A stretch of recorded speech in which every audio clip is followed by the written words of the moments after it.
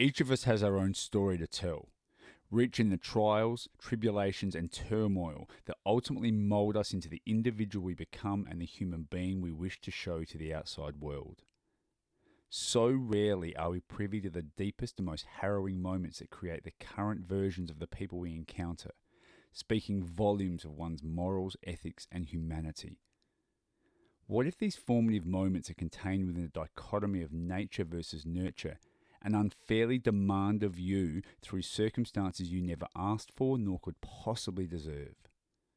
We do not all begin at the same start line, and in a world of such prevalent inequality, it is the simple truth that some will need to work harder simply to only achieve half of others around us.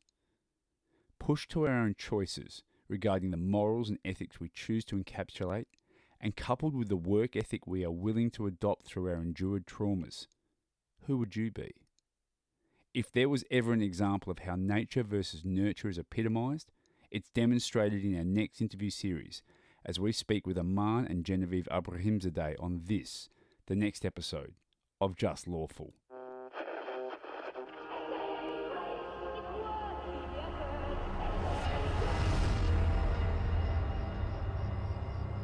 Adelaide is the perfect place to set a horror story. You know why all those films and books are always set in sleepy conservative towns? Because sleepy conservative towns are where those things happen.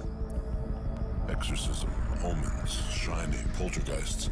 Adelaide is Amityville or Salem, and things here go bump in the night. Welcome again to Just Lawful, where things do indeed go bump in the night. My name is Daniel Panozzo, and I am once again joined by my co-host, Sean Fuster. Thanks, Daniel. Welcome, listeners. Before we begin, a huge thank you to everyone listening. If you haven't heard our previous episodes, we would strongly recommend and greatly appreciate you going straight over to either iTunes and Spotify, subscribing, leaving us a 5-star rating. Of course, that's how you can help us get our work out to the masses. And if you like what we've done so far, help us get it out to others, and you can catch up on our journey so far. A quick word about the following episode. Following on from the series we've been undertaking recently, look, if you do find anything that we discuss distressing, please make use of the following support resources. Domestic Violence Crisis Service on 1300 782 200, the Domestic Violence Gateway Service on 1800 800 098, the National Sexual Assault, Domestic and Family Violence Counselling Service on 1800 RESPECT, and also please take some time out to check the Zarah Foundation website at zarahfoundation.org.au, as well as the DV Safe Phone website at dvsafephone.org to assist those who are affected by domestic and family violence. If I sound a little bit rushed there, I am, because Sean, I'm really excited to get to this interview series where we sat down with Arman and Genevieve Abrahimzadeh. It's a fantastic chat, and we're really looking forward to bringing it to you all. Absolutely. We cover a lot of ground. We will go through the entirety of our coverage of that. We'll also ask him about the idea and the concept of domestic violence as a whole. I know this interview meant a lot to you, Sean, and to have both Arman and Genevieve in the studio was a privilege for yourself as well. Absolutely. The trust that they've shown in us to tell Zarah and the family's story to this point, now opening themselves up to us and to all of you out there. I've known Arman for years, and I've learned things through this interview process that I had no idea about. It's really eye-opening.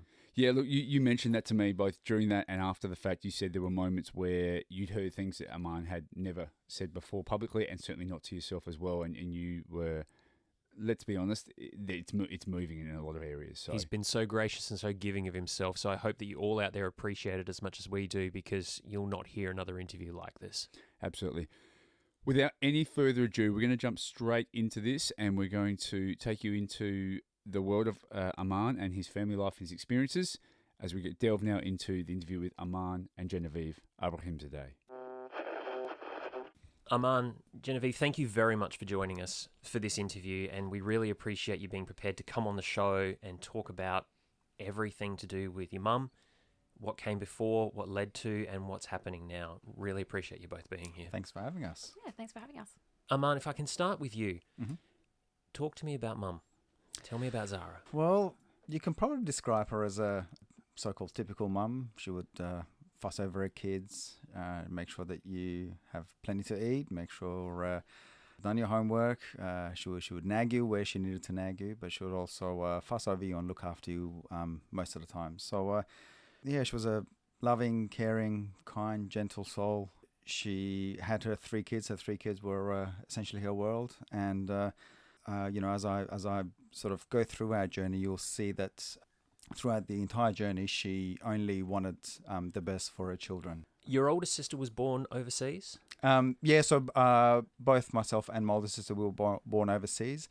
We came to Australia in September 97 from Iran. So when we came here, it was essentially myself, my older sister, who's about 18 months older than me, my mum and my dad. And my dad's got a big family here in Adelaide. My mum doesn't have any family, so she essentially left all of her family behind in Iran. 2 days after our arrival, my younger sister is born. So she was born 2 months premature. Yeah, I cannot imagine what it was like to travel when you're 7 months pregnant. So all power to my mum. She got on a plane, and I remember we went to Kuala Lumpur. We stayed there for I don't know, about 4 or 5 days, and then from there we jumped on a plane and came down to Adelaide. So Nita was almost born in Kuala Lumpur. If she... Yeah, or even on the plane. I'm not sure. Yeah. Was the decision made to come to Adelaide because your dad had family here? Was that the reason? It was, yes, yeah. So the decision to leave Iran was a unanimous one. We, particularly with my parents, they wanted to have a better life for us in terms of our futures. So we've been here for about almost 24 years. Great. Now, you say it was a unanimous decision. One of the things that we heard during the trial was that the violence between your father and your mother had started back in Iran. So when you say it's a unanimous decision there, did that mean that even amongst that there was still some back and forth decision making in those days, that your mum had a voice? I know that's a hard question. Yeah. I mean, when I think about it, I don't remember any sort of conversations or any sort of, decision-making discussions between my parents. But I do remember my mum being excited to come to Australia, and couldn't tell you whether if there was any sort of, any in-depth discussion around leaving Iran, but I could certainly sense my mum being excited about coming to Adelaide.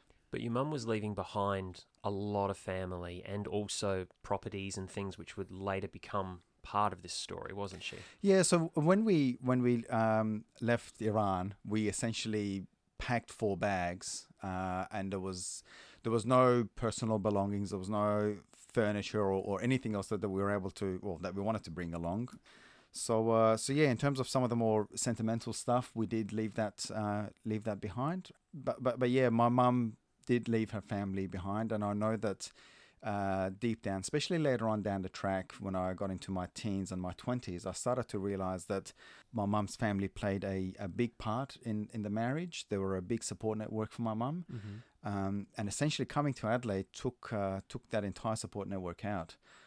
It's all well and good to pick up the phone and talk to people about your problems, or even, if you wanted some guidance or if you wanted someone to talk to, those people were always there for my mum. But in terms of physically being there and having that physical support network, and as we've seen now, going through COVID and self-isolation and everything else, we've started to get a better understanding and appreciation for that physical contact. So so she left all of that behind, but I guess I don't know, maybe she thought that that's part of marriage, and that's it's expected that wives follow their husbands, and wherever the husband wants to go, the wife and the kids must go.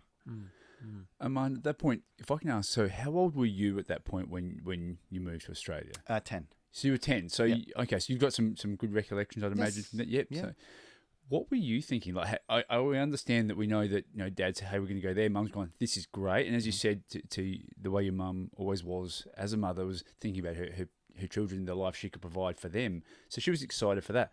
What about you? At 10 years old, you're leaving behind everything like for that 10 years, and as you said, all the belongings and all the sentimental stuff stays. Where are you at? Like, what are you thinking, feeling as a 10-year-old going, I'm going to this place I've heard of, but it's halfway around the world? To be honest, the first 12 months was really difficult for both myself and my older sister. Yeah. And I have no doubt that it would have been hard for both my parents, particularly my mum. But for me as a kid, yes, the excitement was there, but I think the excitement kind of wore off when I went to school and I could not communicate with anyone. Yeah, right. So I would sit in a class and the teacher would talk and the kids around me would talk and try and communicate with me, but I had no idea what they were saying. So I felt completely isolated and alone. And there would be recess and lunch times where I would go for a walk on the oval, be all by myself and have a little cry because I couldn't go and play with any other kids, and I felt all alone. So isolated in that sense. Yeah. So it was difficult, but as time went on, and it's a good thing that we came in at I think being 10 years old, you're still kind of young and you pick up the language fairly quickly, and you adapt. So it was a good thing that we came at that time when I was that age, so we could at least adapt. Fairly quickly. So with that, obviously, and at that point, your best reference point really is probably your older sister. Mm-hmm. So that's probably the little close-knit unit you've got there as that support. And you said that your dad had a larger sort of family here. So was that a support network that where you were able to, I'd imagine, I've got an immigrant background myself, so I know how much those get-togethers and family meetings are really important. So I'd imagine that would have been a place you would have played into. Yes, definitely. And it was good to have my dad's family here who had been here for a few years. Sure. So they could at least, for example, I remember my auntie showing me, reading the bus timetable and telling me which stop to go to and which one to get onto. And in terms of the shops even, we didn't have supermarkets like this. Back then in Iran, you essentially went to your specialty shop. You went to the baker, or you went to the butcher, or you went to, the person that sold you your legumes or something like that. Sure. So to go to a Woolies or a Coles and think, wow, this is a superstore. Yeah. So yeah. Look, and that is obviously everything that we've taken for granted in our society, etc. Mm-hmm. But as you said, 10-year-old coming here, that must have just been a completely new world, as you say. So new world, new language, new culture. One of the themes that I'm sort of hearing underneath this is there's a bit of isolation in terms of what I'll call Zarah's side of things. So the only support networks were Ziola's side of things. Mm-hmm. You said that your mum, didn't have people that she could go to immediately. Do you feel that had any impact on what was happening between the two of them now that you look back with a grown man's eyes? Yes, definitely. Because if my mum was to go to any of my dad's family and she did it a couple of times, they would essentially say that this is a private issue between the both of you. It's an issue within the marriage. So both of you are in this marriage, so it's up to both of you to work it out. So they wouldn't necessarily want to get involved, or even I'll go on a tangent here if I can. Let's fast forward 15 years or so after we came here. I remember when my older sister and I wanted to talk to my grandparents. We invited them over because we wanted to have a chat, and they were hesitant to have a conversation, and they had a conversation with us over the phone and said, well, what is it that you want to talk about? And so we essentially said that it's the way my dad treats my mum. My dad doesn't listen to my mum. My dad doesn't listen to us because we're the kids. Mm-hmm. We thought that my dad had to hear it from someone who he listened to, who he respected, and someone who essentially, from my dad's perspective, had authority over my dad. Which were his parents. Correct. So we tried that, but they still didn't want to get involved. Yeah. So thinking about it now, especially from a parent's perspective, from an older man's perspective, I could see my mum's challenges and dilemma in terms of reaching out and finding that support in my dad's family. Non-existent. Yeah. In the community? I mean, we know that your dad was, I think the term was used, was a well-known man or a big man in the Persian community in Adelaide. And I assume that probably happened fairly quickly within arrival. Does that mean that those supports weren't there in the broader Persian community for similar reasons? Correct, yeah. So as time went on, the support network kind of disappeared. And so... and I mean no criticism of anybody by asking that. That's the way that it simply was. Of course. That is the way the community generally works, yeah. And I think, as time went on, the longer we stayed here, my dad's reputation grew, his support within the community grew, which essentially meant that my mum's support network slowly diminished. Yeah. What was it that people saw in your dad? Because obviously when you cover a trial, you only hear the antagonistic side of things. There had to be some reasons why your dad was seen that way by the community. What were the sort of attributes that I guess, about your dad that appealed to people? Well, you can look at it this way: someone either perseveres or they're seen as stubborn. So which way do you look at it? So I guess from a community hero's perspective, he was someone that persevered. He was someone that was committed and dedicated a fair bit of his life to being a pillar of the community. He established a pharmacy school that I believe still runs today.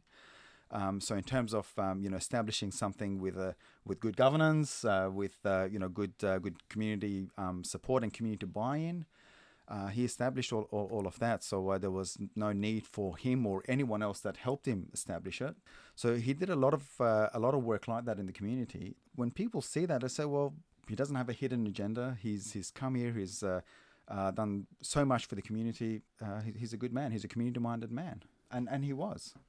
And how frustrating was that, knowing the other side of things? You said your sister and yourself trying to get help for your mum, supporting your mum yourselves, as I know you did. Was there a level of frustration as you grew older, seeing that dichotomy? As I grew older, I did, yes. Yeah, the frustration grew because when we were trying to get help for my mum, we weren't able to. But also when when the time came that we fled the family home, there were lots of people that essentially blamed us and looked at us and said, well, we know what this man is capable of. He's capable of building these community facilities, and he's got a heart of gold. They essentially went with that. Well, we know what the man is like. So it must be your fault. It must be your fault, yeah. I don't want to go too deep into the events that occurred. And if you feel comfortable going into those, please don't stop yourself. But I'm not going to bring up specific incidents. I've heard them. You obviously lived through them. What's the first time you remember as a young man thinking, I need to intervene or this needs to stop? I may have been about 15 or 16. And I should say that I started taking martial arts classes when I was about 14. Mm-hmm. That helped a lot because I was getting rid of a lot of negative energy. And that was as a result of what I was experiencing and witnessing at home. But also it gave me some confidence. And I think it was, maybe a year or two after I'd started taking the lessons that I started interfering. And I would essentially act as a physical barrier between my parents. So usually my dad would try and get a hold of my mum and, try and slap her, kick her, punch her, whatever the story might be. And so I would get in there and try and, I would separate them. And in some cases, I would try and speak to my dad to see what was, what the matter was and what was wrong and what was going on in his head. Because you really want to, I guess, from my perspective, I wanted to understand what was making him so mad that he would shout so much profanity at my mum and even at me or even at my sisters. Yeah, it was 15 or 16 that I started to act as the barrier between the two. And, even prior to that, it was the arguments and the fights were a normal thing.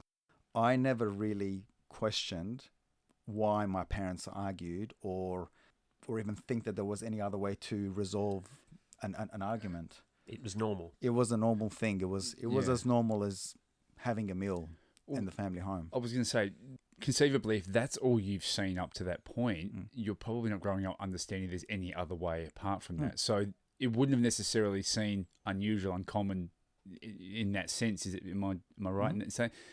It's probably only until you get a bit older and go, hang on, why is this occurring? As you said, trying to get that understanding of, well, what is going on that makes someone get to this point. What age do you remember the arguments, or were they just always there as far as you can recall? They were always there. They're just I think always there. One of the first arguments that I do remember, I wasn't even at school. I may have been 3 or 4 years old. Right. And I remember my dad spilling some hot tea on my mum's arm, and the reason I remember that was because she had one big blister, and as a kid you always remember these odd things. Moments, And I remember wanting to, get a little needle or something and wanting to pop it. Sure. So that's they're the sorts of memories that that you've got, and as odd as they are, I think back now and. That is one of the first times that I actually do remember my parents having an argument, and it was all because of the blister, because I clearly remember that blister. Sure. As you say, growing up from that age, only knowing that, it's not like it's inconceivable that that's just the way things are, right? That's just how it is, and growing up in that environment. And then as you got older, as you said, when you start to look to try and get some of that outside influence I'm kind of interested at that point. So you're around about, as you said, you're around about sort of 14, 15, 16 at this point, starting to physically intervene, going, this is not okay. This is not, I need to try and understand this. What sort of impact did that have on you as a young man, growing, developing your morals, ethics, ideas of who you wanted to be? What influence did that have upon you?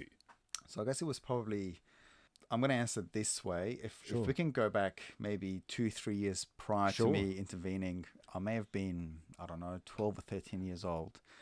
At that time, I don't know, I may have been in the 8th grade, so I just started high school, and I was going over to my friends' places and spending a bit of time with them. Yeah. So I remember going to a friend's place. We've remained friends ever since. We went to primary school together. He ended up being one of my groomsmen, Lee. Oh, yeah. So I remember going to his place, and his family were having dinner. At the end of dinner, his dad got up and started clearing the table. Now, for me to see that, the father doing the housework, that was a big shock. I thought, oh, gee, what's this guy doing?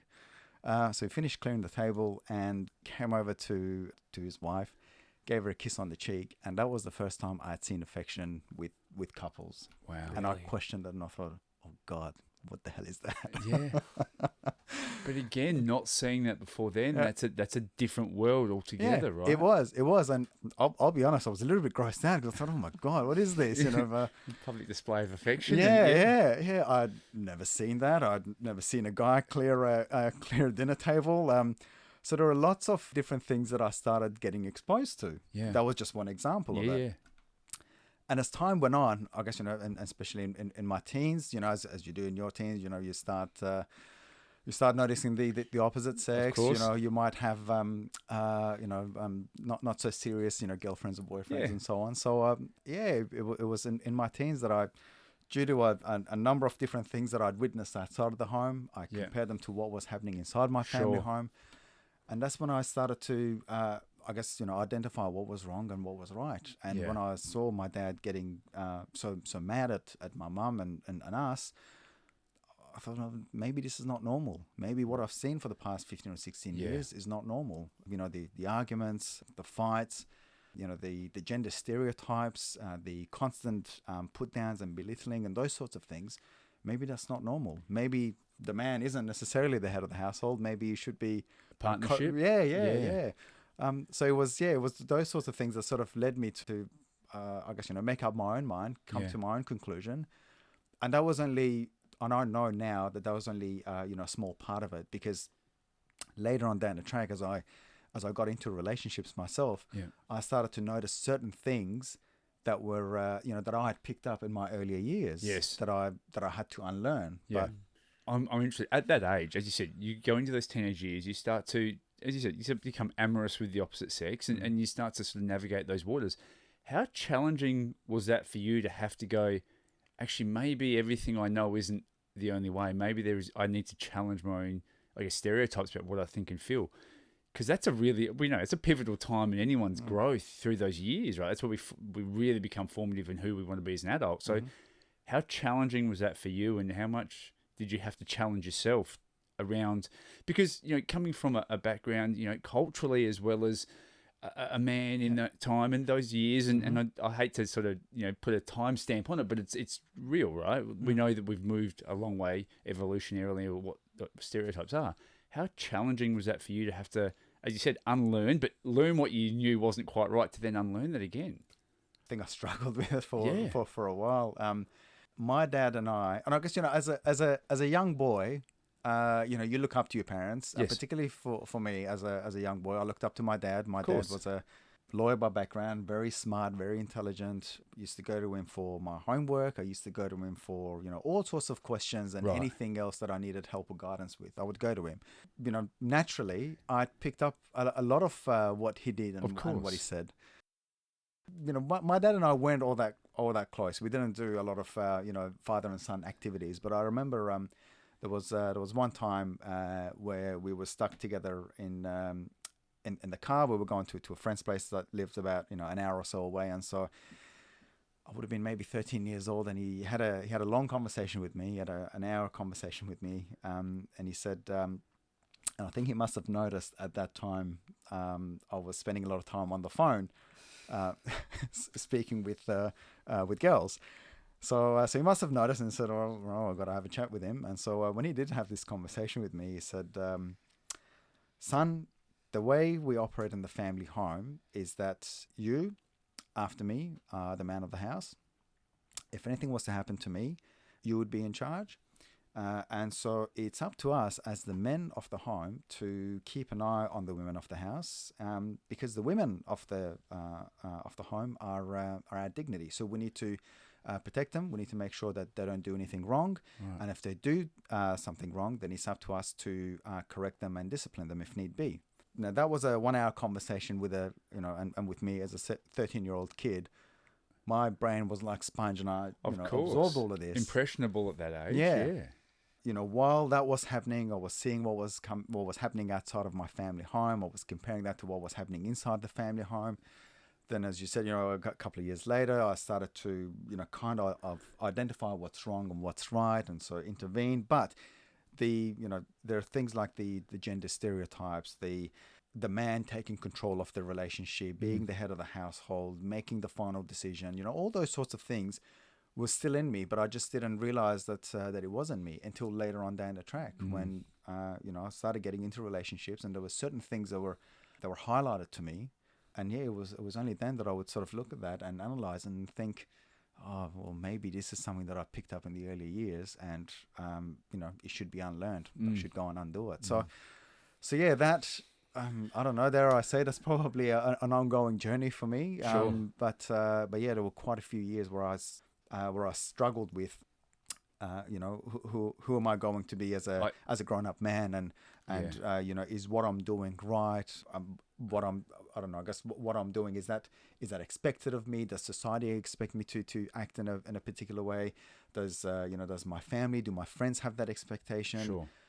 So all of those things were things that I struggled with, and I got to a point where I had to undo a lot of things that I'd learned in my early years. Must have been a very complex and stressful time within not only going through that, but in the, let's face it, the environment that you grew up in home, seeing that must have been a very complex and very challenging time to question who you were, who you're becoming, while questioning that within that sort of volatile situation. Yeah. Genevieve, we are absolutely going to come back to you later for a report card on how well Arman's doing with all of that. We probably should just say we are also joined by Arman's wife, Genevieve. Thank you so much. And you've been quietly listening here away and just sort of smiling and nodding at things. And clearly he's doing okay today. So as Sean said, we will definitely, we haven't certainly ignored you there. I always learn things during these times I accompany him. So it's actually quite interesting. You can't pick up someone's history all at once. So I enjoy learning. Absolutely. Well, we'll come back for a report card on how he's doing now. Letter grades or percentages are permitted here. Absolutely. We'll accept letter grades. Arman, two things I want to pick up from what we were just talking about then. Yes. The first is you mentioned the belittling and things like that. When one covers a trial and when a trial process goes on, trials tend to focus on physical actions, on the violence. And I think that a big part of the DV space at the moment is trying to make people understand it's not just about fist hitting flesh. It's about everything that leads up to, everything that surrounds. We've not talked on the series much about that side of things because we didn't hear much about that side of thing. How did you perceive the way that your father spoke to your mother, and how did she cope with that? Well, because my father was the head of the household, he could do and say as he pleased. As you were saying, Sean, about everything else that sort of goes on before the physical assault starts, it's kind of like is it called the iceberg effect, where you essentially have the tip of the iceberg and everything else that happens underneath the water. Yeah. For us, the gender stereotypes, the belittling, the name calling, just the lack of respect and lack of regard, and essentially treating someone like they're a second-class citizen and that they're stupid and they don't understand. That was essentially the way my dad treated my mum. She was the idiot, because of her. I think she finished high school, so she didn't have any sort of tertiary qualifications. So, because of her, lack of education, she was, she was treated as someone who was stupid. Because my dad had always taken control of family finances and, some of the big decisions, we were always sort of kept in the dark, and we would be, essentially given instructions where we're moving houses, or we're buying this car, or we're going to this place, whatever it might be. Could be from the very, very smallest things like this is where we're going on the weekend, to big things like I think this is where we should, this is the suburb that we should be moving to. And then later on find out, the suburb is close to my grandparents or my uncles, and that's why he wants to go over there. So Sure. The second question I had leading on from what we were talking about was, when did you become aware, or were you always aware of the way that your sisters were being treated during that period? Yes. In my teenage years, I'd be lying if I said that I was treated the same as my sisters, particularly my older sister. Especially after that conversation that my dad had with me about me being the other man of the house. I was going to ask you about that as well, and where that separation becomes from the male versus the female in the family. So it sounds like you sort of that was made clear to me in that conversation. And in my teenage years, I started to see that, because I was given more flexibility. If I wanted to go out with my friends, there would be less questions that I needed to answer, but also in terms of my curfew, it would be a little bit longer. If my older sister was to go out by herself, she would have to be home at a particular time, a lot earlier. If she was going out with me, that time would be flexible, and so she would have the same, I guess, deadline as myself. Because you were there to protect the family's dignity. Correct. Because I was the other man of the house who was out as well. So because of our cultural upbringing and background, we were still treated differently to a lot of our friends. Of course. But in saying that, I did see a clear separation. But no, my dad clearly saw that I was the other man of the house. So it was up to me to keep an eye on my sister, and in some cases my mum as well. Yeah. With the environment that you'd all lived in for so long, with the belittling, the intimidation, the violence against everybody in the family, you start to have that change in your perspective because of the external influences that you're having. Then comes the point where all of you are prepared to front Zola and say, you're having an affair, this is not on, we refuse to accept this any longer. How do you as a family come to the point where you have the combined, and forgive me if this is the wrong word, courage to stand up in the face of all that and say, now you've finally crossed a line? What was it about that changed everything? Catching him red-handed, I think. Yeah. Because when you catch someone red-handed, there's just no going back. I mean, and I think my dad kind of saw this as well. Up to the time where it was speculation and rumors, he would treat it like a speculation or like rumor, like this is just what people are saying, or it's a big conspiracy going on. But when I remember my mum and I went for a drive to this other woman's house, and my mum had spoken to my dad as we got in the car. My mum had spoken to my dad, asking him, "Hey, what do you want for dinner?" My dad said, "Oh, I'm working late tonight, so you guys eat. I'll probably be home in about 3 or 4 hours." We go for a drive to this woman's house, who was probably about a 10-minute drive from us. We saw my dad's car at the front. The lights were on, so people were obviously home. So we chucked the U-turn and we came back, and my mum picked up the phone and called that woman's house, who was a member of the community.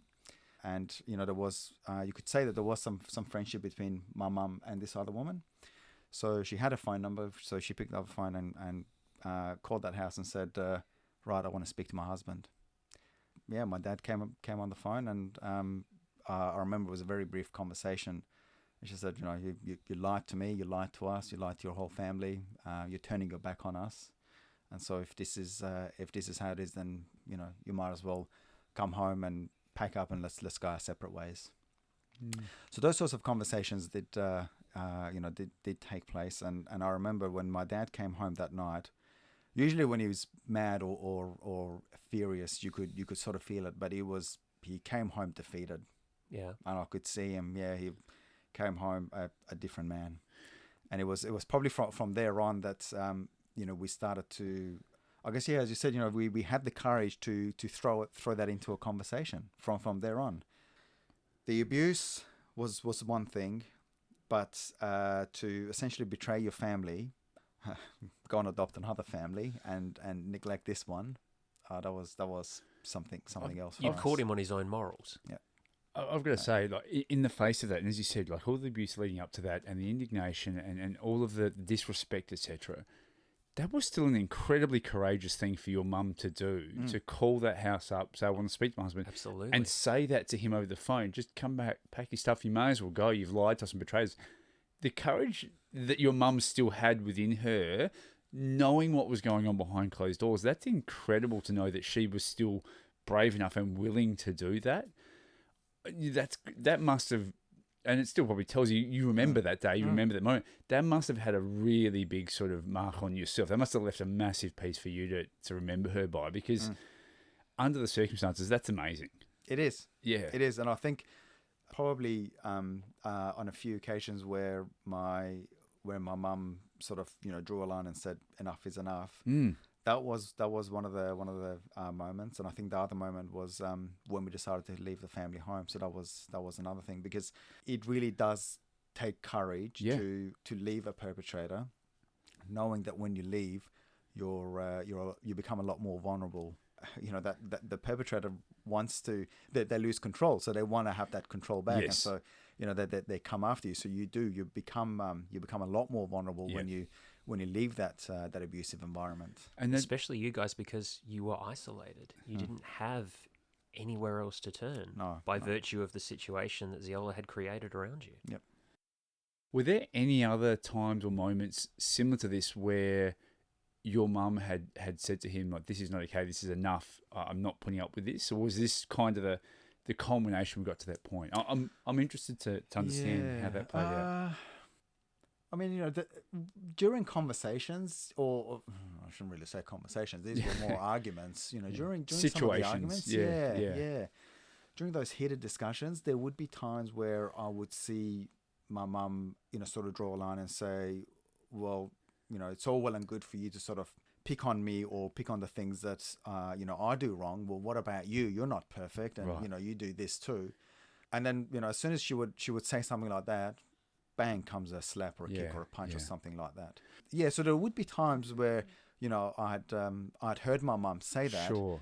But then, she knew what was coming after that, and that was, something to sort of shut her up. Again, and, I'm sure in your dad's eyes, he saw that as defiant.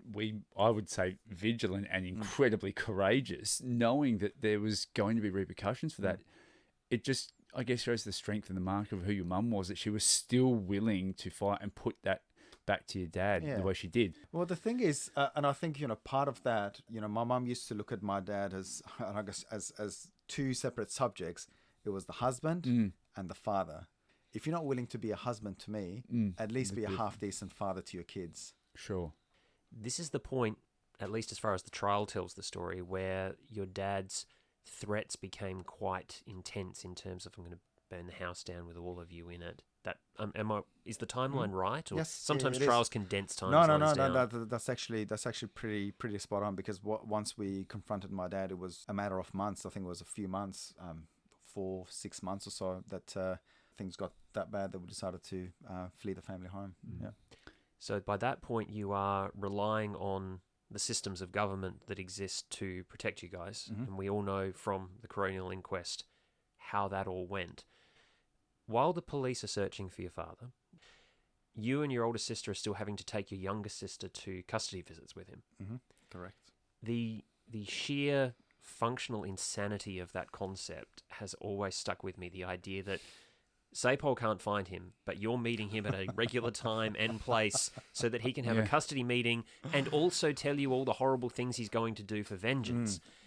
How are you functioning in that place? How are you and your sister functioning? I've got to say, that is one of the points. Sorry, that when Sean and I were covering this case and we talked about that, we looked at each other perplexed and just we couldn't understand how is that possible, like in any rational form, that you're facilitating these visits and the authorities are saying we can't locate this man. Like, and if you didn't facilitate the visits, you would be in trouble with the court. Correct, yeah. Because the court ordered it. We looked at each other perplexed. I am so just keen to understand what your feelings were through that process. Well, thank God we've had some changes and improvements to the system since then. Yeah. Absolutely. Yeah. One of the things that Sapol, or I guess one of the police officers did tell us, was that we gave them 5 different addresses. It was essentially the family home. My parents had a family business at that time. It was a pizza bar. My dad had a 9 to 5, so we gave him that address. Gave him the other woman's address and gave him my grandparents' address. So we gave him about five different addresses, and we said, well, you can find them. You can definitely find them at any of these 5. And they said, oh no, we're not able to go to workplaces. And we questioned. We said, why? Well, we generally don't go to workplaces for these sorts of matters, serving a restraining order. And that's changed. That has changed. Thank goodness. That is maddening to me because, sorry, we don't go to workplaces to serve a restraining order. You might embarrass the poor guy. Well, Yeah. I'm just thinking because, of course, nothing that would cause a restraining order could possibly ever happen at a workplace. So, of course, why would you bother going to a workplace to serve it? So that is maddening to me. And as you said, I'm so glad that something like that has been addressed. Yeah. So yes, we would go to these visits. I think there were 4 or 5 hour visits that the court had ordered. Sorry, 4 or 5 hour. Yes, 4 or 5 hours it would have been. Yep. So he asked for, I think originally he asked for 50-50, 3 or 4 days a week. Then while our solicitor was negotiating with his solicitor, then he backed down to just weekends. And then given all the history and background and all the evidence that we had, I think his solicitor talked to him and knocked some sense into him and said, take whatever the court gives you. And I think the court had ordered, it was 4 or 5 hours supervised. So it'd have to be in a public place. Either I would have to be present or my older sister would have to be present with my younger sister. So we started going to these visits, and I think after the second or the third one, the threats started coming. You need to tell your mum that what she did was wrong. You need to tell your mum that her actions would have consequences, that for every action there is a reaction, so do not blame me if I show such a reaction. So we would take that to Sapol and say, listen, and every time we would go to SA Police and describe what's happened, we'd have to start from the beginning. Right, who are you? What's your name? Date of birth? What's your address? What's your mum's name? Date of birth? Etc. It's demoralising. There's no... We can't pick up a file where we left it. Nope. It was essentially a 15-20 minute conversation just about the basics and the introduction. To get a foundation. Yep. To set the context. All right. And then what did he say? He said he's going to do these things. Okay. Is there so what's the issue? Do you want to press charges? Well, no, there's a restraining order in place. We're pretty sure that he can't threaten us like this. Well, I'll make a note of it here and we'll see what we can do. And I think we reported this, I don't know, maybe 3 or 4 times. And then at the end, when nothing happened, even to the point that, at one stage, I remember seeing my uncle and a bunch of guys in a car. They had stalked us, they had followed us home. Even reporting that, got us nothing. Yeah. So after that, and naturally, you would just give up. So, well, what's the point? Yeah. What's the point? We've got a restraining order. He's being cheeky. He's being sneaky. He's sending people around to follow us. He's threatening us. He's harassing us. It could be worse. And that incident in particular with the car turning up was one of the ones that really bothered your mum, I remember you saying. Yeah, because we were in a safe house. And I think that's the thing that really bothered her is because, we'd gone from fleeing the family home, became homeless. We got taken into a motel. Then we were put into this safe house. And naturally, you would think, all right, I've got my restraining order in place. I'm in a safe house. Once a week, the domestic violence case manager comes over for a chat or to sort of talk about the next steps or whatever the story might be. So you're very slowly putting things into place to make sure that you're safe and your family's safe. And all of a sudden, this happens. It just undermined everything that had happened, 6, 7, 8 months prior to that. I mean, it just makes it such a contradiction in terms of a safe house. Like, it's such a contradiction when that's played out, The concept that your dad can put all these things in place to have, essentially you trail and tail to find out where you are. At that point, how just demoralising were you finding the system? Like, you must have just been bereft of any faith within the system at all at this stage. Probably not at that stage. The system was frustrating. Sure. Yeah, very frustrating. I probably hadn't lost faith at that stage. I did lose faith after my mum was killed. Yeah. Because I thought, well, what the hell is the point of getting a restraining order and going to the nth degree to try and stay hidden? So I lost faith and I thought, police, who the hell are the police? And that's where we're going to leave the first episode of this interview with Arman and his wife, Genevieve. Sean, so far, look, we've covered a lot of ground in that, and yet it feels like we're only just getting to the part that we've actually covered, if that makes sense. But this sets the scene. The idea that this family had been so isolated by all the decisions that Ziola had made, leaving them in the situation that we know is coming. We're living in that moment right now with Arman, but knowing what's about to happen next. Yeah, we are. And look, so far, for me, the really interesting part of this was understanding some of that backstory, as we know, and coming to Australia, starting over from nothing, and the isolation you talk about, the community starting to dissipate around them. Watching that transformation, I guess, or the evolution of a young man growing up with this imagery at home of what's happening around him and starting to move into that really formative space of who am I as a person and as a man, and what do I look like outside of the home, and why does my home life not, reconcile with what I'm seeing outside, and starting to really question that dichotomy is the interesting part for me. And the same for me. I mean, I think everyone out there can relate to a distance with a family member, a distance with a parent or guardian. Very few of us, hopefully, are in the situation that Arman found himself in. And the knock-on effect that separation has on your belief structure, your sense of self, and your interactions, as he said, with the rest of his life going forward. Yeah. And it's a good point you make. That's a great segue, because when we come back in our next episode and we continue this interview process, we do start to understand how that understanding of who I am and who I want to be continues to grow within him as he sees, as we know, the unfolding part around the murder of his mum, Zarah. Oh, and his description of that night. I mean, I've known Arman for years, and that moment, just hearing him talk about that just about broke me. Yeah. We know that's coming. Understanding that, and then, having to question the concept of this person who is his father, yet the man who took his mother's life, yet the person he's supposed to be looking up to as that role modeling piece, and having to go through that process only continues, as we said. We talk about that. We go through and we'll really unpack the court case and his experience living through that. And then as we get further down the track, again, the really good part for me is we'll start to see what comes out at the other end of this, and throughout this tragedy and this horrific situation that has been the death of Zarah, where Arman and his sisters and what they've been able to do beyond that. So that is something to look forward to. Yeah, look, listeners, for a change, hold on. We are giving you something of a happy ending, something of a positive at the end of all of this, which is unusual for us. Yeah, look, there is going to be a tunnel we have to get through first. We do tell you there is some light at the end of the tunnel, and it's a really shining bright light. It's a great place to be.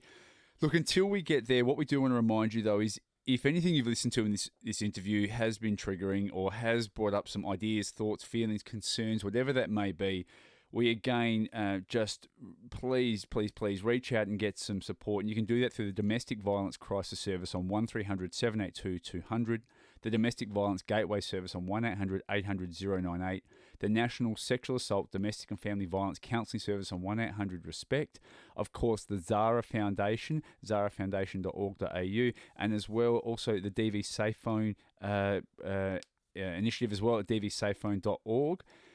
Some really great stuff there. That's local to us. If you're interstate, international, please find those resources and those community ideas and those mechanisms and support networks for yourself in your local area. Until we get there, we do want to again thank you, everyone who's listened to us either on the broadcast through 5AA or has listened to the podcast on iTunes and Spotify. Please, if you're doing that, go to those platforms, rate, review, leave us 5 stars and a commentary rating. That it helps to get our work out to those who we hope needs it and want to hear it. So if you've enjoyed it, help get the word out to those around by doing that.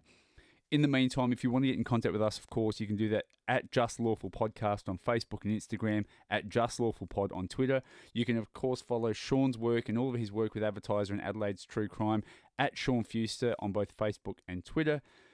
And until we speak to you and we continue this interview with Arman and his wife, just remember, we want you to enjoy our work, but don't become our work. And we'll speak to you again on the next episode of Just Lawful.